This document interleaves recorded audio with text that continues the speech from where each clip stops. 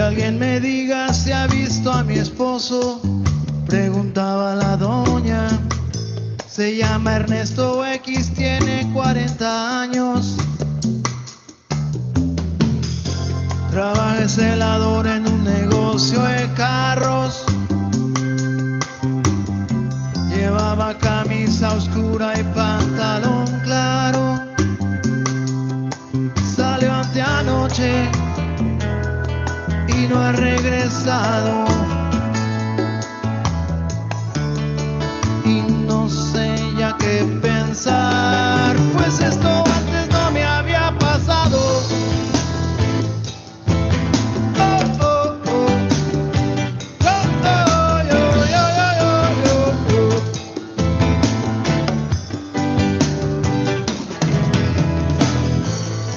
Llevo 3 días buscando a mi hermana. Se llama Altagracia, igual que la abuela. Salió del trabajo para la escuela. Llevaba unos jeans y una camisa clara. No ha sido el novio, el tipo está en su casa. No saben de ella en la PGCN, en el hospital.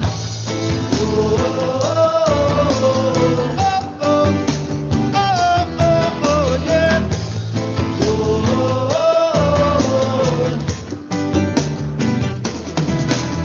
Que alguien me diga si ha visto a mi hijo. Es estudiante de premedicina. Se llama Agustín y es un buen muchacho. A veces es terco cuando opina. Lo han detenido, no sé qué fuerza. Pantalón claro, camisa a rayas. Paso anteayer. ¿A dónde van los desaparecidos? Buscan el agua y en los matorrales. ¿Y por qué es que se desaparecen? Porque no todos somos iguales. Y cuando vuelve el desaparecido, cada vez que lo trae el pensamiento, ¿cómo se le habla al desaparecido? Con la emoción apretando por dentro.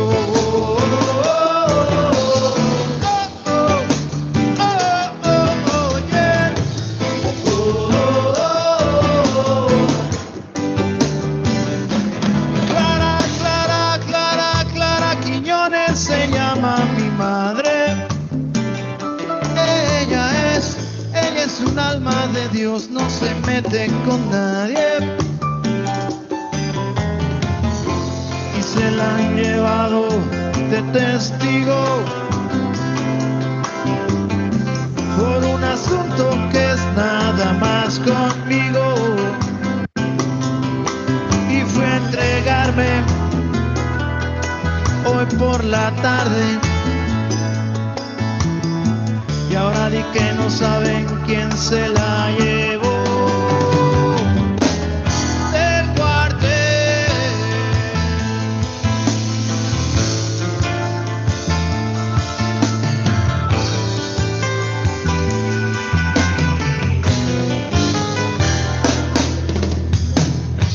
Anoche escuché varias explosiones.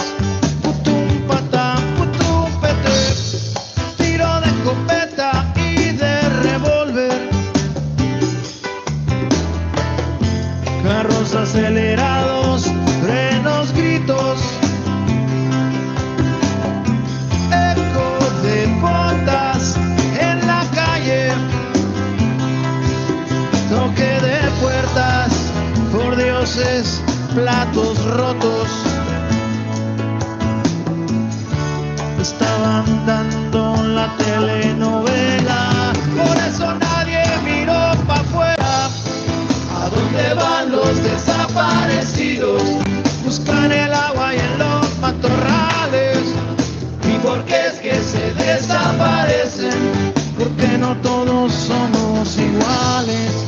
Y cuando vuelve el desaparecido, cada vez que lo trae. Hola compañera, buenas tardes. ¿Cómo se le habla al desaparecido? Con la emoción apretando. Hola Lick, buenas tardes. ¿Cómo estás? Muy bien, ¿usted? ¿Todo bien también, gracias a Dios? Déjame para poder subir el volumen. Vamos a ver, que dicen que no estaban pudiendo entrar. ¿Tuvieron clase antes de la mía? No. No. Tenemos una después y de hecho el maestro mandó un audio que el coordinador Dagoberto notificó que la plataforma se había como caído y que la iban a actualizar. Pero ahorita yo ya no batallé en entrar. Cuando escribí el WhatsApp, no batallé. Sí. Ok. Sí, porque yo no tuve problemas en la mañana. La mañana di una clase también. Y ahorita estaba dando otra clase, pero en Google Meet, pero no en la metropolitana. Entonces por eso se me hizo raro. Hay un perro ladrando contigo, ¿verdad? ¿Mandé? Hay un perro ahí donde estás tú ladrando. Sí, tengo 2 dálmatas. Es que mi perro pensó que era aquí y se salió a ladrar. Nada más que se me hizo escuchar ahorita. Vamos a ver los compañeros. Bueno, a Raúl no le ha llegado. Y a compañero Emilio tampoco. Pero vamos a esperar pues el WhatsApp. No creo que haya ningún problema. Si no, vamos a tomar la clase nosotros. Y ya que ellos se unan ahorita para no perder tiempo, sobre todo para que pues no nos retrasemos con los temas. No es nada complicado lo que vamos a ver. Y si alguno no se puede conectar, pues que lo busque más adelante en la grabación, que todas las van a tener disponibles. Entonces, me muevo de aquí y voy a ponerla.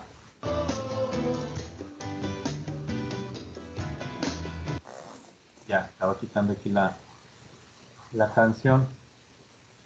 De hecho, la canción era por lo que platicábamos la semana pasada, de que ya venía el 6º aniversario que se conmemoraba la desaparición de los 43 normalistas. Y este viernes es el 2 de octubre de la matanza en Tlatelolco, en México, de los estudiantes de 1968.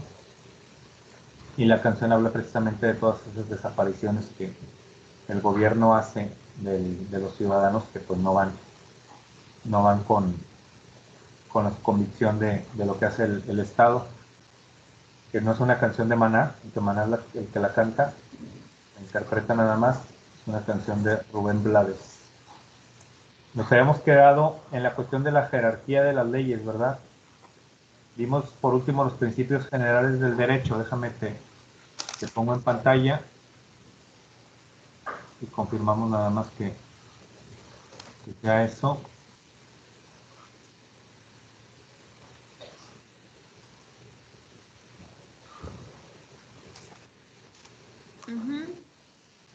Pues vimos estos principios generales del derecho y luego vimos, bueno, habíamos visto estos.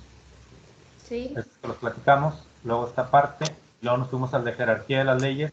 ¿Vimos el de jerarquía de las leyes o no? No.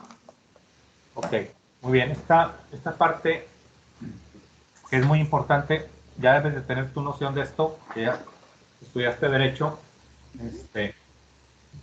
pero hay una cuestión de algunas series de contradicciones de lo que se da en torno a la jerarquía de las leyes, porque se dice que la Constitución es la norma suprema, que no hay nada por encima de la Constitución. Sin embargo, no es así realmente. Hay otro principio que ya ha dejado sin efecto este principio absoluto de la supremacía constitucionalidad o de la superioridad de la Constitución. No digo que que ya no sea la norma suprema, porque al final de cuentas todas las leyes deben de salir de la Constitución. Las leyes nacionales, locales, deben de tener su sustento en la Constitución, ya sea en la Constitución federal o en la Constitución de los estados, y no deben de ir nunca en contra de lo que establece la misma Constitución. No deben, esa es una cuestión, ya que si lo están, ya son otros procedimientos que se aplican. Pero hay otra cosa por la que se rompe el principio de supremacía, que ahorita vamos a verlo. Pues nos habla aquí están de manera revuelta. A lo que tú te acuerdas, o lo que tú te llegues a tener nociones de lo que sería una jerarquía de las leyes, ¿cuál debería de ir en esta parte de estos bloques que encontramos aquí? ¿Cuál debería de ir aquí arriba? ¿Vamos del mayor al menor? Es correcto. Constitución. Constitución. ¿Recuerdas la pirámide de Kelsen?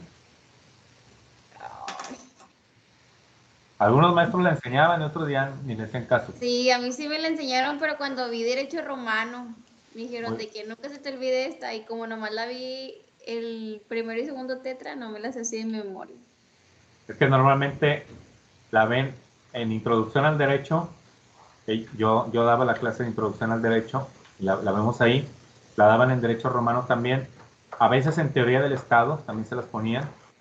Y en Constitucional, nada más que yo tenía esta forma que vas a ver ahorita de romper con la pirámide de Kelsen.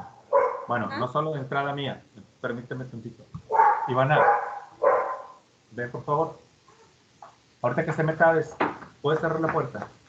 O si no se quiere meter, cerrarla. Déjame, veo si quiere, si no para.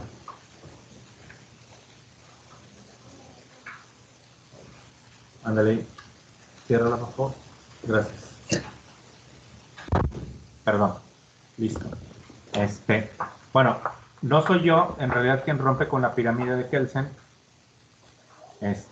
sino que rompo un poco con el esquema al presentar una postura personal. Primero, aquí me decías que la Constitución, Ajá. y ahorita vamos a ver cómo se rompe con la pirámide de Kelsen. La Constitución va en la parte de arriba. Luego, ¿cuál seguiría? Leyes federales. Leyes federales, ok, aquí. Luego, ¿cuál seguiría? Hijo eso. Es que lo de jurisprudencia yo no lo había visto en una pirámide. Muy bien, vamos a poner que la jurisprudencia va aquí. Entonces, ¿cuál seguiría aquí? Normas individualizadas. Individualizadas y luego. Leyes locales, luego reglamentos. ¿Te acuerdas qué son las leyes individualizadas? Las normas individualizadas. El concepto general. Concepto general. Ajá. ¿Sí? O sea, ¿cómo? ¿Qué es un concepto general? ¿O me preguntas que si el concepto general de normas individualizadas? Ay, perdón, se me cayó mi lengua. Sí. O sea, las que conllevan un concepto general, ¿no? Ah, no, General, es al contrario. Es Es al contrario. Es muy individual. Ok. Además, O sea, son, a ver. la vimos la semana pasada, ahora que me acuerdo. ¿Perdón? La vimos la semana pasada, ahora que me acuerdo.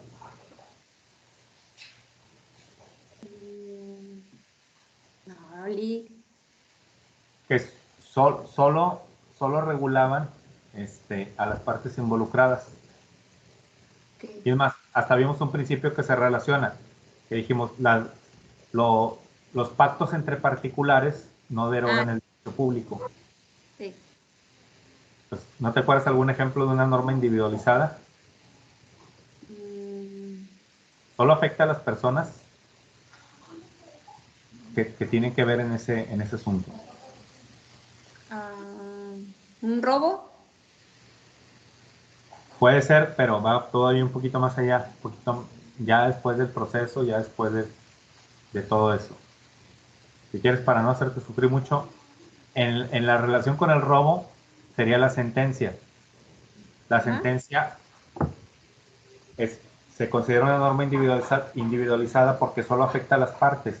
Es un documento que se genera con las leyes, con los principios generales del derecho y con lo que establece la misma Constitución o la ley, pero solo afecta a las personas que están involucradas.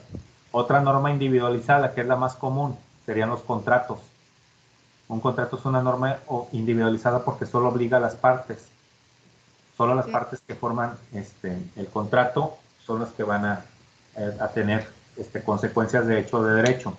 Un testamento es una norma individualizada porque lo que quiere dejar la persona que hereda a los herederos solamente los diga a ellos. Entonces, esas son las normas individualizadas. ¿No vendría siendo lo mismo una norma jurídica sustantiva? El objeto es específico, ¿no? No tanto, porque la sustantiva viene siendo todavía de aplicación general, o sea, se aplica a todos por igual. Ajá. Y en la norma individualizada únicamente a los que tienen que ver con esa ley. Ok. Es mucho más específica todavía. Entonces, digo, ya viendo estos ejemplos, ¿dejas a las normas individualizadas aquí o las pasas para abajo? Las paso para abajo. Muy bien, sería lo último, las normas individualizadas. Entonces, bueno, esta es la pirámide tradicional de Kelsen, aunque la pirámide tradicional de Kelsen no trae las leyes, la jurisprudencia, solamente traían estas leyes. Entonces, es aquí, así como queda. El problema es que viene una contradicción al decir que el principio de supremacía determina que la Constitución es la base de las leyes. Si dices que es la base, entonces ¿dónde debería de ir? ¿Arriba o abajo? Abajo. Abajo. Entonces, ¿por qué está arriba si se supone que es la base? Pues como que no tiene esa lógica. Entonces, después dijeron, oye, sí es cierto, Kelsen se equivocó aquí y vamos a hacer la pirámide invertida. Pues vamos a poner la Constitución abajo, las leyes federales, las locales, la jurisprudencia y las normas individualizadas. El problema es que si la pones esta como la base, invertida la pirámide, aquí tan pequeñito, ¿dónde va a estar el equilibrio? O sea, cómo la Constitución en esta pequeña parte vas a decir que es la base. Entonces, es donde se rompe con esta pirámide, que fueron obviamente académicos y estudiosos del derecho los que encontraron esta incongruencia y luego la trataron de reformular, y al reformularla también se dan cuenta pues, que no resuelven sí el problema.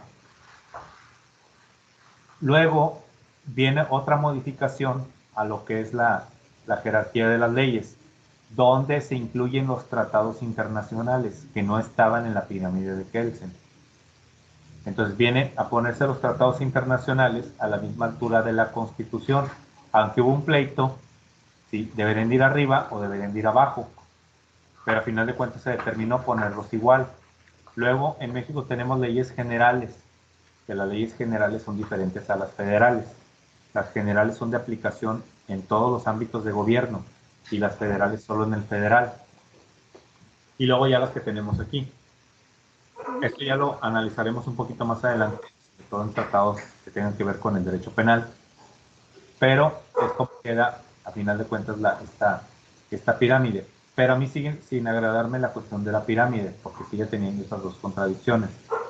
Entonces, esta, que es la que sí propongo yo, que es otra forma de interpretarlo y también de una forma pues un poco más moderna, al ya no utilizar el concepto de pirámide, sino de la estructura de un edificio, y es donde podríamos decir cuál es la parte más importante de una construcción, de una casa, de un edificio, cuál viene siendo la parte esencial, por dónde comienzas y qué es lo que le da soporte a todo.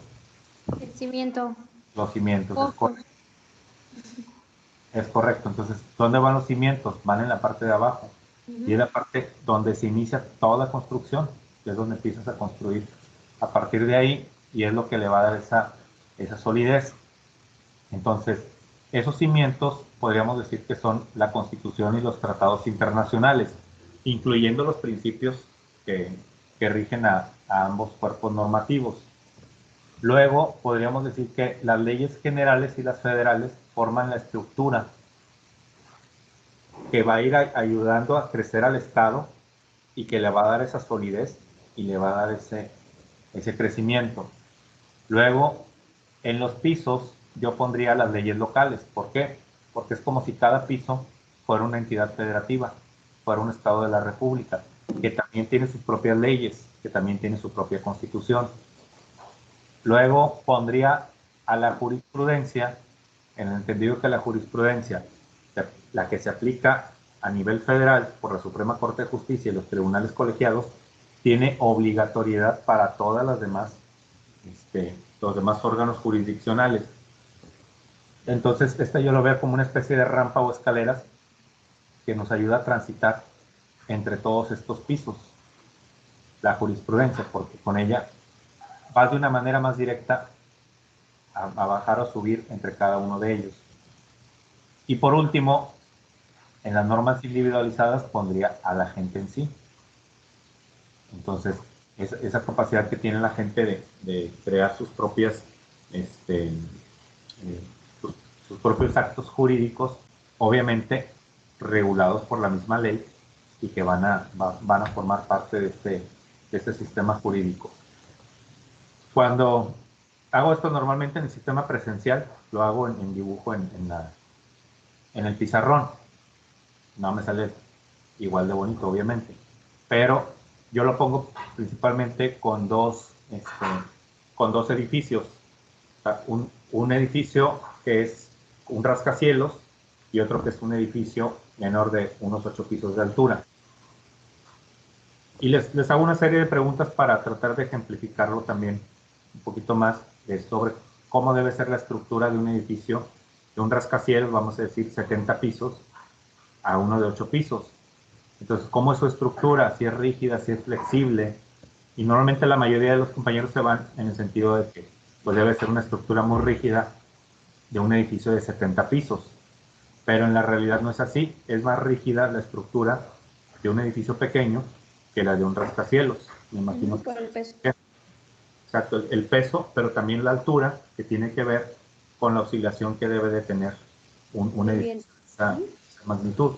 Por los vientos, un terremoto, un acomodo de tierra, entonces debe de tener esa flexibilidad para poderse, para poder oscilar sin que se vaya a caer. Si fuera totalmente rígido, vienen grandes vientos o viene un terremoto y se va a caer como si fuera prácticamente una tabla.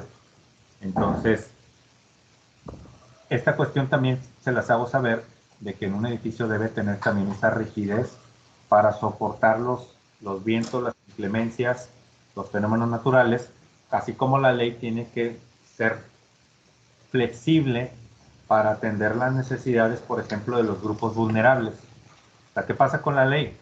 La ley es rígida en el sentido de quién comete el delito de homicidio y que conlleva una pena de prisión, pero también es flexible en el sentido de que si la persona que comete el homicidio tenía una discapacidad mental o era una persona indígena o fue en defensa propia, pues también tiene esa rigidez para poder decir, aplicar una pena menor o en su caso, pues exonerar a alguien de la pena.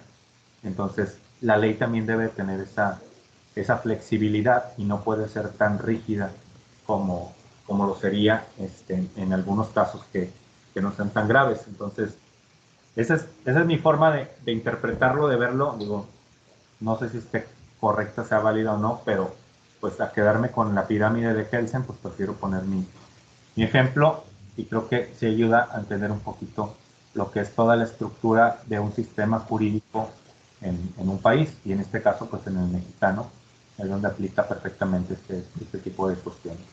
Entonces, esta es la jerarquía en sí de las normas y esta es la forma en la que lo vamos a ver y estas son las que forman esta estructura. Ahora, esto no lo traigo en la presentación, se me olvidó ponerlo, de hecho. ¿Cuándo se rompe el principio de la supremacía constitucional?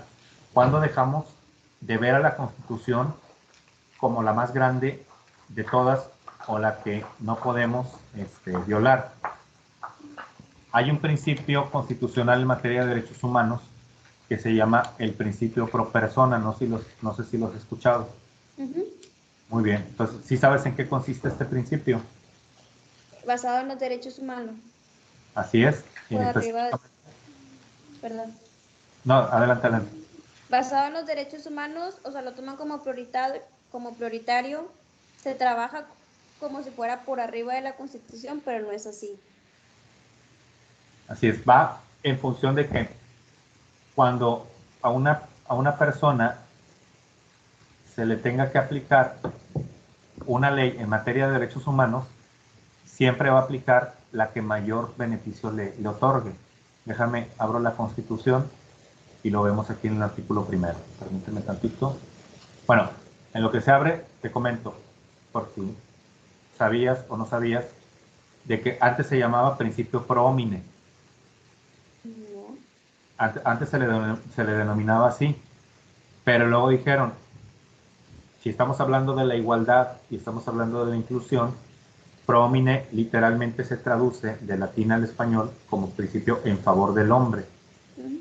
Entonces no podemos dejarlo que sea,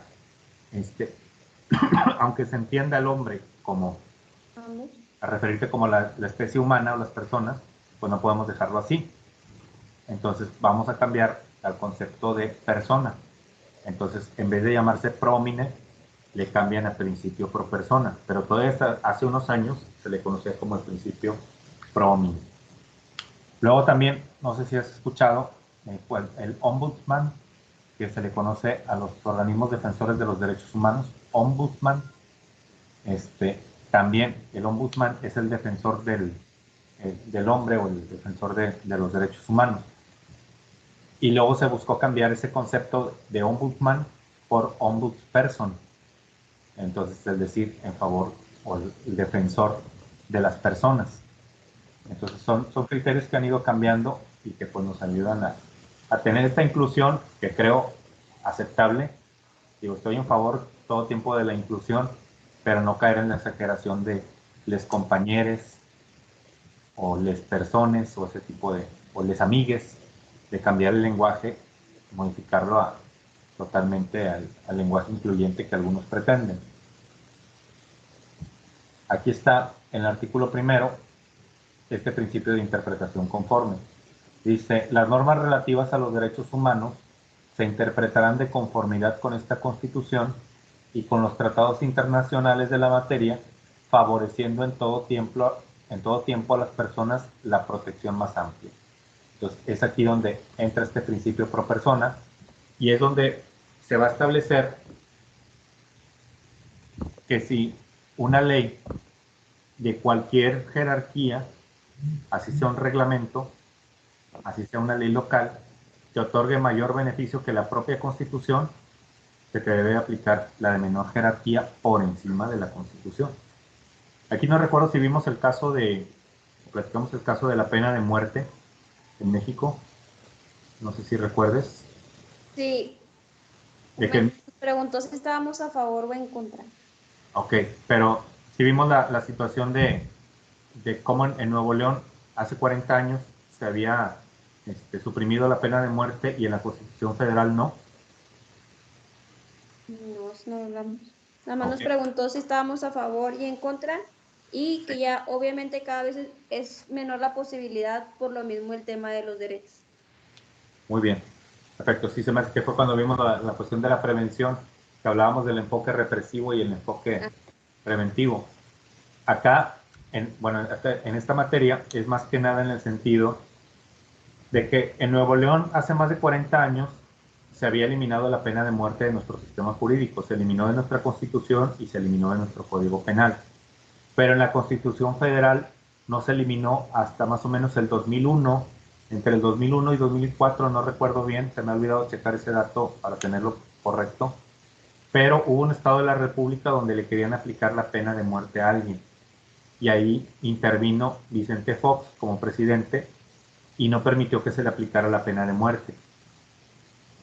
Entonces, aquí había una situación en que la Constitución no traía literalmente establecido la prohibición de la pena de muerte. Y en Nuevo León sí. vamos a suponer que Nuevo León se hubiera querido condenar a alguien en 1990 a la pena de muerte, hubiéramos tenido que la Constitución de Nuevo León protegía más los derechos de la persona que la misma Constitución federal. Entonces, si alguien a nivel federal se hubiera querido aplicar, hubiera tenido este principio de pro persona y no le hubieran podido aplicar la pena, la pena de muerte por esta situación. Entonces, en ese caso, pues la Constitución local y el Código Penal otorgaban mayor beneficio a la persona.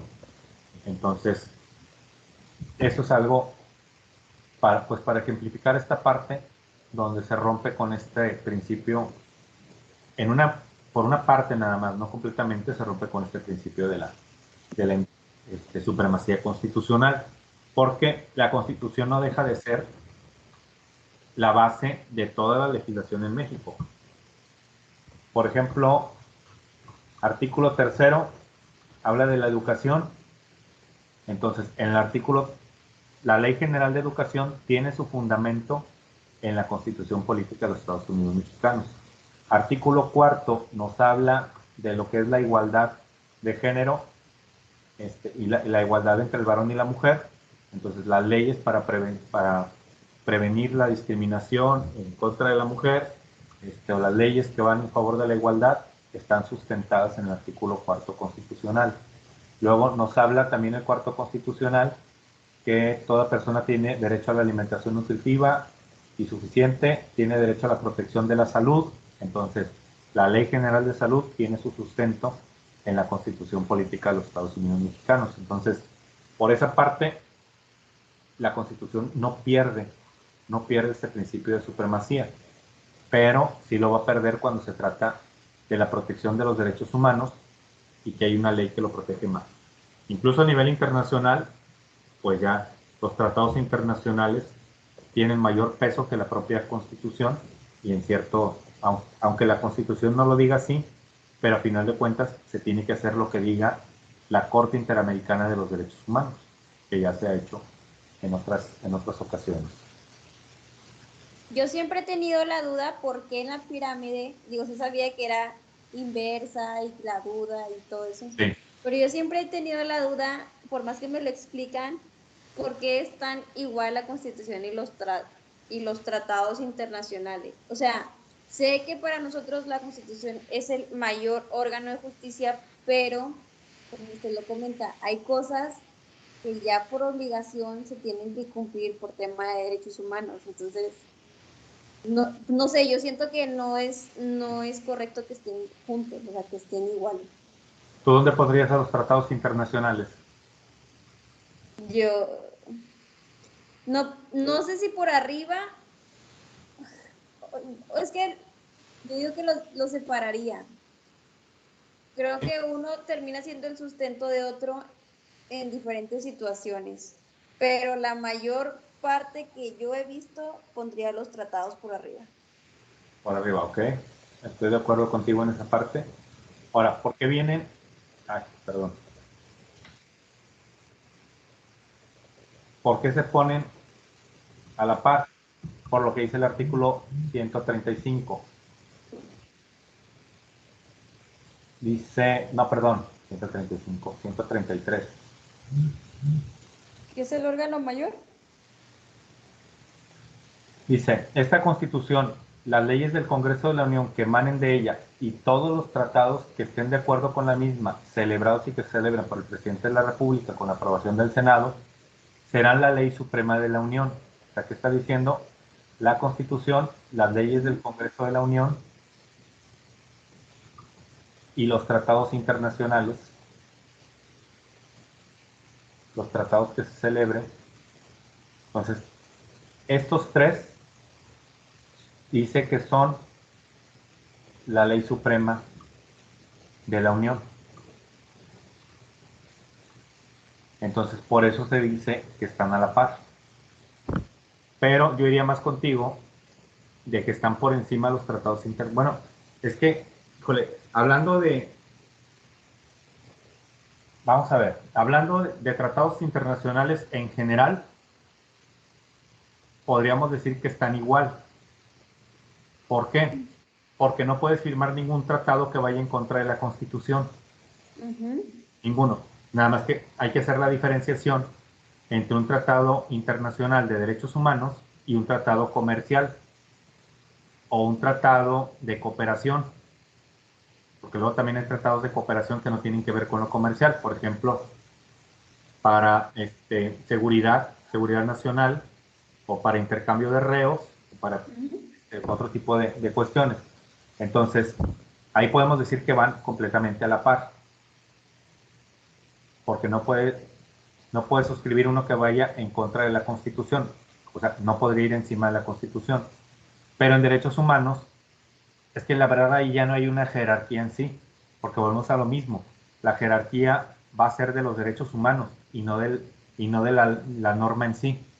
Porque la norma puede ser un reglamento local, un estatal, un federal, la Constitución o el tratado internacional.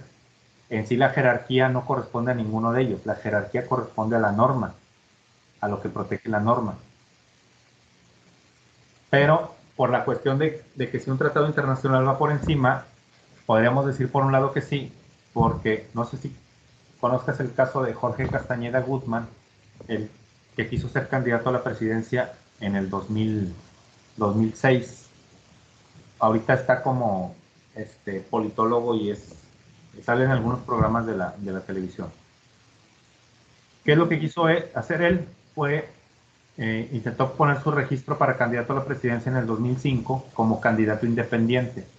En aquel entonces la Constitución en el artículo 41 decía que para ser candidato a la presidencia tenías que ser, entre otros requisitos, para ser candidato a cualquier puesto de elección popular, tenías que estar registrado en un partido político y ser postulado por el partido político. Así lo decía literalmente la Constitución. Entonces, si no pertenecías a un partido político y tu partido no era el que te proponía para ser candidato, entonces no podías entrar a una elección.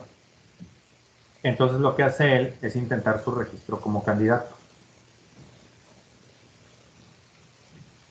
Hace su registro ante el INE, no procede, intenta con el Tribunal Electoral, le niegan el rechazo, se va a la Suprema Corte, le desecha su demanda de amparo, porque la Corte no es competente para resolver asuntos en materia electoral, y de ahí se va a la Corte Interamericana de los Derechos Humanos.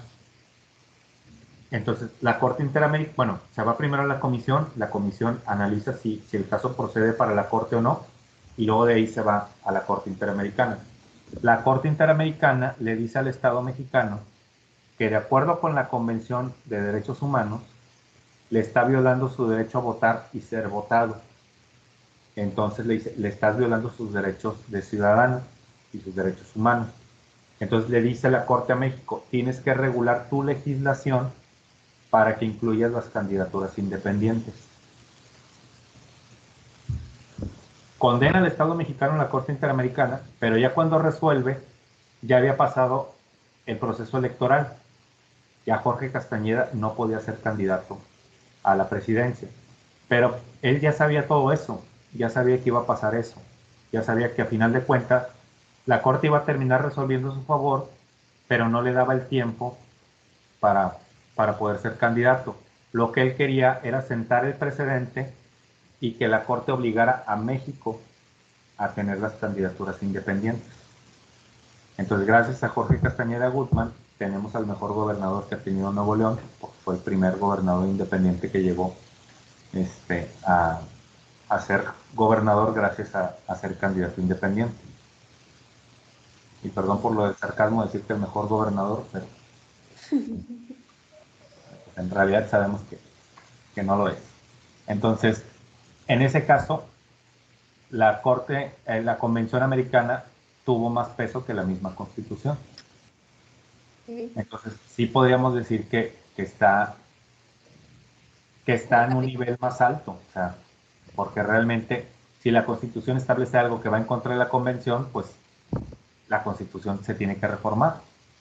Y yo creo que desde el mismo momento en que es un tratado internacional, pues es por arriba de, pero Correcto. Pero viene como quiera caer con esa contradicción de que, según el principio anterior, era de que no se podía firmar ningún tratado internacional que fuera en contra de la Constitución.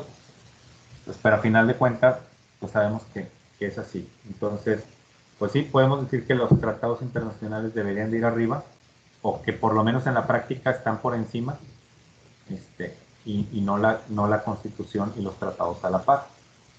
Entonces, pues esa es la situación en el ámbito de la jerarquía de las leyes.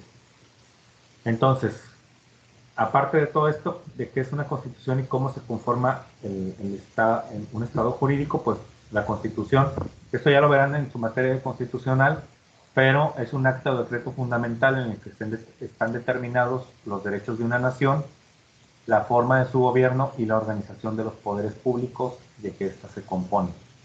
Entonces, es un acta, es un decreto por el cual se conforma el Estado como nación y se establecen los derechos y las obligaciones de los ciudadanos, su forma de gobierno y cómo se va a organizar en sí el Estado para funcionar de una manera correcta. Entonces, ese es el concepto de constitución. Los tratados internacionales que son, según la Convención de Viena sobre el derecho de los tratados, un tratado es un acuerdo internacional, ya conste en un instrumento único o en más instrumentos conexos, y cualquiera que sea su denominación particular. O sea, lo que establezcan los países miembros del tratado es la materia sobre la que va a regir. Si es materia de comercio exterior, si es materia de seguridad, si es materia de prevención, si es materia de apoyo económico, porque también hay tratados para apoyos económicos. Entonces, lo que determinan los países que firman el tratado es lo que va a regir en este tratado internacional. Lo de la ley, que ya estuvimos viendo algo, que viene siendo la regla y medida de los actos que induce a uno a obrar o que lo retrae de ello. Esa viene siendo la definición de ley. Por otra parte, el reglamento, que también ya hemos hablado de él, que es un conjunto de reglas, normas, principios o pautas que rigen una actividad, y el reglamento de autoridad es el que expide un órgano público y que al crear situaciones jurídicas generales tiene obligatoriedad. Pues sabemos que hay, por ejemplo, reglamento interno del Congreso. eh, Tú me dijiste que estás en bomberos, sí, que tiene su reglamento interior también, ¿no? sí, Entonces también, aunque bomberos viene siendo organización no gubernamental, ¿no? una BP. Una organización de beneficencia eh, pública, Es privada. privada, sí es cierto, perdóname, privada, pero los, los, los actos que realiza son de orden público y que son servicios que debe prestar el Estado. Entonces también tiene su reglamento y se rigen también por ¿cuál hay? Reglamento para las organizaciones de la sociedad civil. Hay una Sí. ley estatal, también la ley de participación ciudadana les debe de regir en algo. Entonces todos estos instrumentos pues sabemos que tienen ese carácter legal. Y de los diferentes tipos de reglamentos pues están los municipales o los estatales, que tienen que ver con la cultura física y deporte, o los órganos de los poderes de la Unión, reglamento interno del Congreso de la Unión o de la Suprema Corte o del Poder Judicial, reglamento de seguridad, reglamento de tránsito. Entonces, todos tipos de reglamentos que nos encontramos.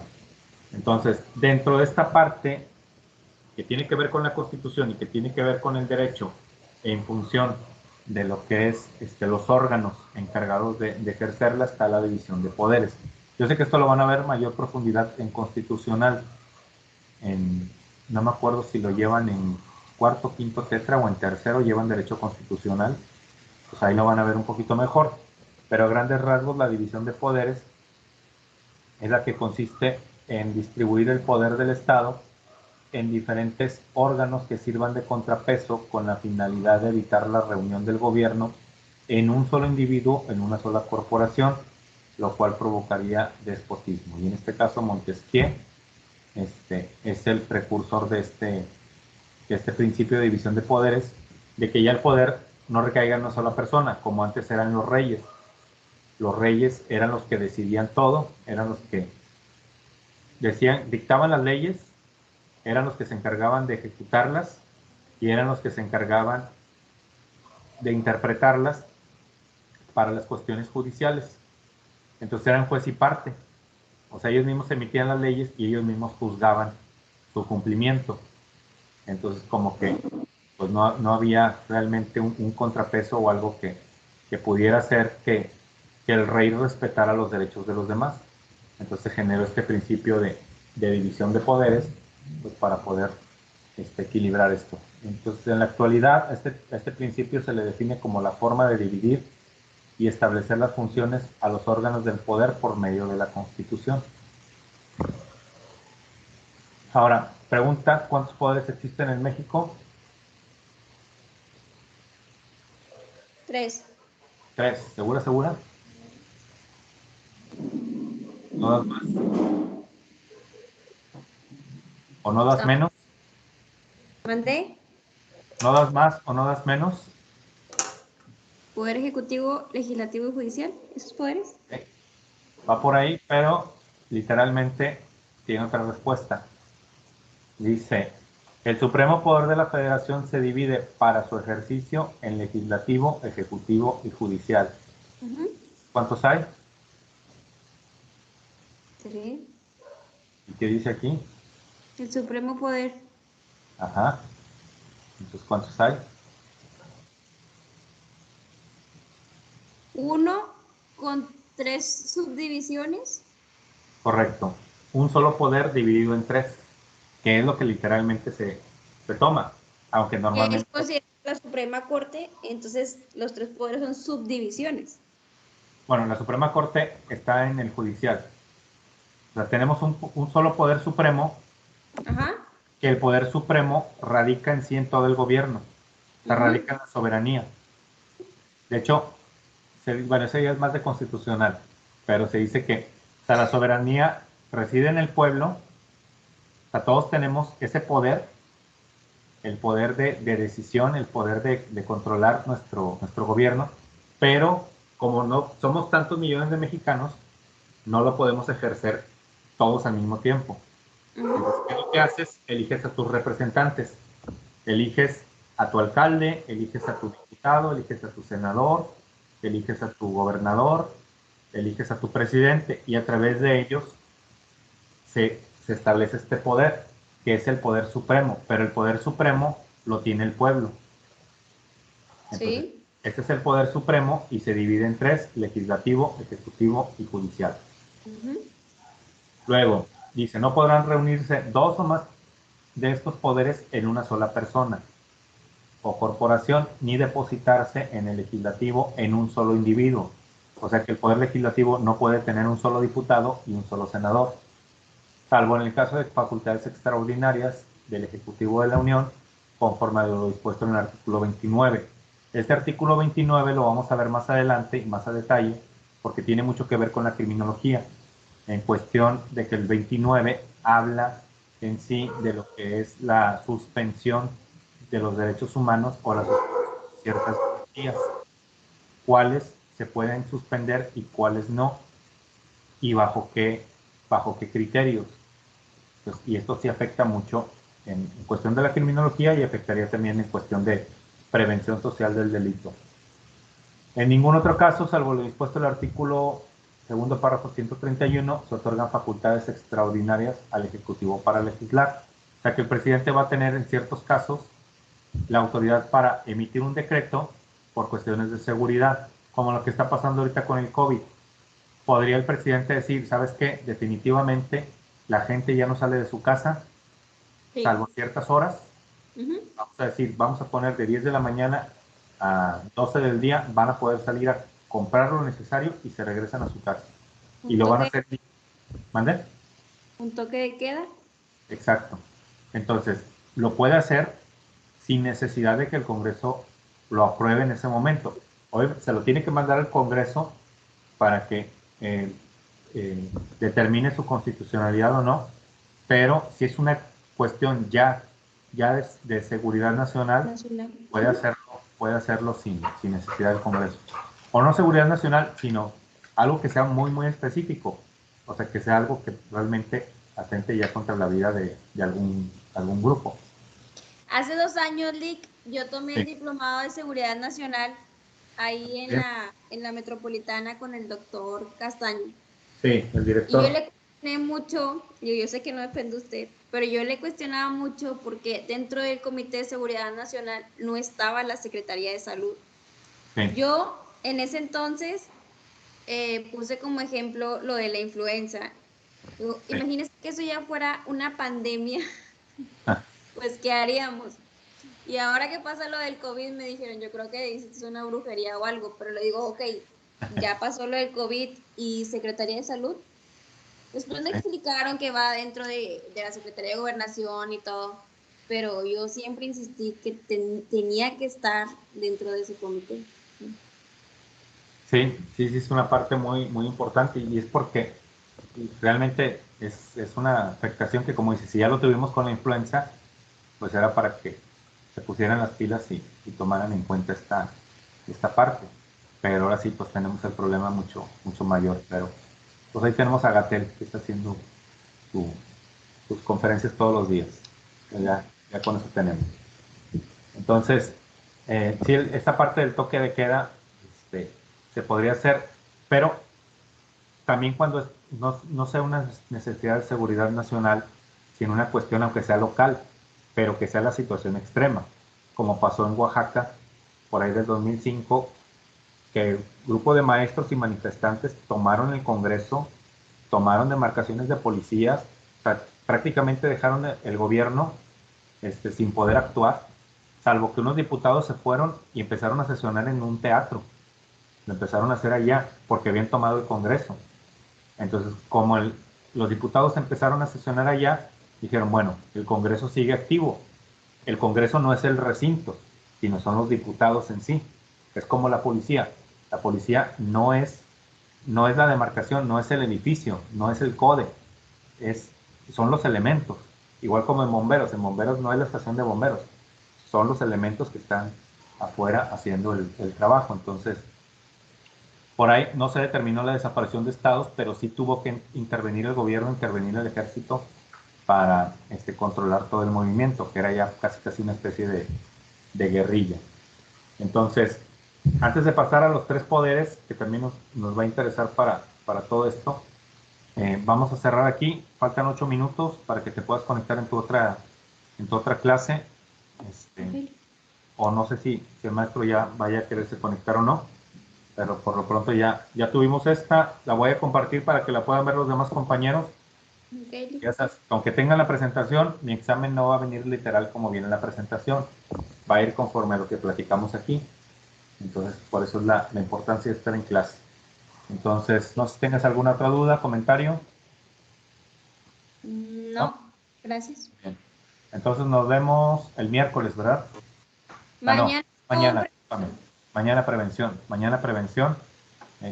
Sí, mañana nos vemos entonces 6 de la tarde. Ok. Bueno, nos vemos, que tengas bonita noche. Gracias, Lick. Buenas noches. Igualmente, hasta luego.